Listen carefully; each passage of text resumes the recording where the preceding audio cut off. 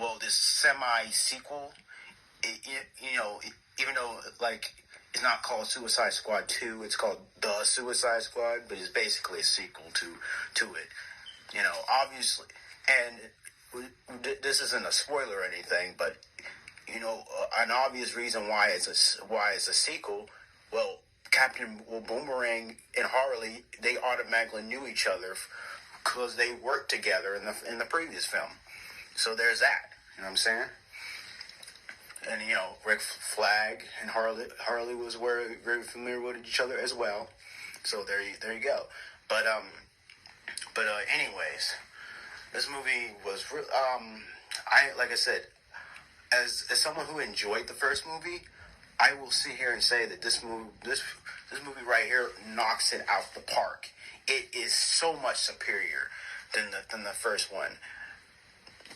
And I say that as someone, like I said, that enjoyed the first movie. I don't hate it because I know a lot of people, a lot of critics are going to go at this movie. Even the ones that hated the first one are going to... And, I've already seen early reviews of people giving it positive reviews, as it should be. I'm not even, like... I'm happy that this movie is getting, like, a lot of positive reviews. However, a lot of it's always going to be, like, backhanding, like... insulting the first movie and saying like, oh, this is the Suicide Squad movie that we should have got back in 2016. The one Suicide Squad done right, that type of stuff, which is always the case. I mean, look what happened with Josh Whedon's Justice League movie, right? Yeah, the guy who directed Guardians of the Galaxy, that same guy, he man, the way he directed his movie was awesome. It really was. But yeah, of course, as you know, the obvious highlights being Harley Quinn, my girl Harley, Margot Robbie's Harley, killed it. She absolutely killed it, as always. We definitely got to see a very different side of her as well, as opposed to like her other appearances we've seen. And this is like her third appearance in the DC EU.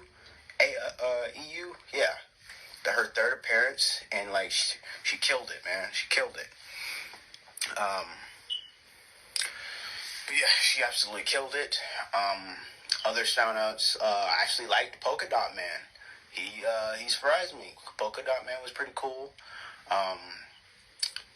Bloodsport, I think that's his name, Bloodsport. Basically, the replacement for Will Smith's Deadshot. Let's be real, he was pretty much the replacement for him. But he actually did a really good job. I really liked his character. I really liked him in this movie. He did a really good job as the main lead, as the main character. Other characters that stuck out to me, John Cena's Peacemaker. Yeah, he was definitely something, right? He was kind of acting as the rival to Bloodsport, because they could basically do about the same thing. It's very similar things as each other. They basically are like assassins, are the ones for liberty and justice and all that crap, and keeping peace and stuff like that. And yeah, those two, the way they kept butting heads throughout the movie was pretty interesting, pretty cool, pretty funny. One up each other. Yeah, John Cena. It was really cool seeing John Cena in this. Obviously this isn't the first time we've seen Cena in a film, but it was pretty. I think this is one of his best performances, in my opinion. Obviously, I'm familiar with John Cena, with his wrestling and stuff like that. WWE. I grew up as a huge John Cena fan, so that's interesting. Oh, a fun fact. I looked up on an article saying that Margot Robbie actually dated a guy back in what was it, high school or something, or college, saying that he's saying that he was a huge fan of Cena, and she had like a figurehead poster of him in his room. So like Margot Robbie, like she's very familiar with who Cena was. So it was kind of came full circle for them to work together in a film. That was pretty interesting. Granted, they didn't really like have that, but yeah. I guess it's not too much of a spoiler for me to say this, but like they didn't really have that much scenes together in the film. Not that much, but they did, and it was it was pretty cool. It was pretty cool seeing them interact. And another character that kind of interests me, believe it or not, I can't believe I'm actually going to say this, but was King Shark. King Shark, believe it or not. And those of you who know me very well and how I feel about sharks in general, for me to say that it's pretty interesting to say that I actually didn't mind King Shark in this movie. He was a pretty cool character as well.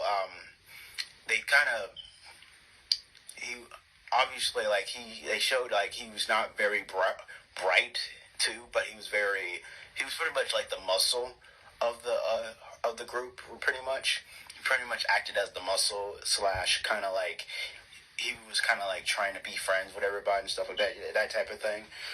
Meanwhile, killing gruesomely killing people at the same time. But yeah, I really enjoyed this movie. Those of you familiar with my with my channel and stuff know that I tend to do like reviews and stuff like that, and like written reviews.